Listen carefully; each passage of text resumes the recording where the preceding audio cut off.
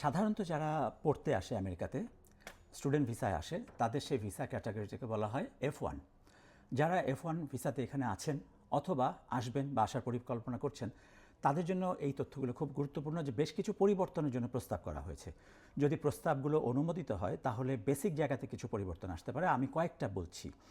যেমন আগে যারা স্টুডেন্ট ভিসায় আবেদন করতেন, তারা একটা ইউনিভার্সিটিতে আবেদন করতেন, একটা স্কুলে আবেদন করতেন, পরবর্তী সময়ে সাবজেক্ট চেঞ্জ করে, স্কুল চেঞ্জ করে অন্য জায়গায় চলে যেতেন, এক স্টেটে আবেদন করে অন্য স্টেটে চলে যেতেন, এটা আমরা দেখতে পেতাম। কিন্তু এখন সেটা করা যাবে না। আপনি যেই স্টেটে, যেই ইউনিভার্সিটিতে, যেই স্কুলে, যেই প্রোগ্রামে আবেদন করবেন, সেখানেই আপনাকে পড়তে হতে পারে। তারপরে একটা হচ্ছে যে আপনার আগে অনেককে আমরা দেখতাম যে আগে এসে ESL কোর্সে ভর্তি হয়, একটা ইংলিশ লার্নিং প্রোগ্রামে ভর্তি হতে থাকে এবং সেটা চলতে থাকে লম্বা সময় ধরে। সেইটা এখন আর করা যাবে না। একটা নির্দিষ্ট সময় বেঁধে দেওয়া হচ্ছে যে 24 মাস। এই 24 মাসের মধ্যে আপনাকে এটা শেষ করে আপনার সেই মূল কোর্সে যুক্ত হতে হবে। ফলে এইটা একটা বড় পরিবর্তন।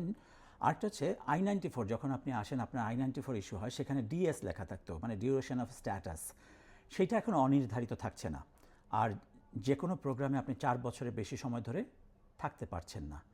আর শেষ যেটা প্রমিনেন্ট খুব আমাদের কাছে মনে হয়েছে, সেটা হচ্ছে যে প্রোগ্রামটা শেষ করার পর, ডিগ্রিটা শেষ করার পর আপনি 60 ডেজের একটা গ্রেস পিরিয়ড পেতেন। সেইটা এখন আর পাওয়া যাবে না। গ্রেস পিরিয়ডটা আপনাকে এখন ধরেন 60 ডেজের নিচে হবে, সেইটা বলা যায়। যদি তাহলে এই তাদের প্রস্তাবগুলো পাস হয়, তাহলে কী কী থাকছে? একটা হচ্ছে নির্দিষ্ট স্কুলে নির্দিষ্ট প্রোগ্রাম আপনি দ্রুততার সাথে পরিবর্তন করতে পারছেন না, এসেই লম্বা সময় ধরে ESL কোর্সে ভর্তি থাকতে পারছেন না, I-94 DS এর জায়গায় স্পেসিফিক হচ্ছে, আর ডিগ্রি বা প্রোগ্রাম শেষ করার পর 60 ডেজের কম গ্রেস পিরিয়ড পাচ্ছেন। তো এই হচ্ছে এখনকার পর্যন্ত তথ্য। তারা এটা বলছেন যে সিটিজেন আপনার ভিসা অ্যাবিউজ বন্ধ করার জন্য এটা করা হচ্ছে। ভালো থাকবেন সবাই, আবার কথা হবে।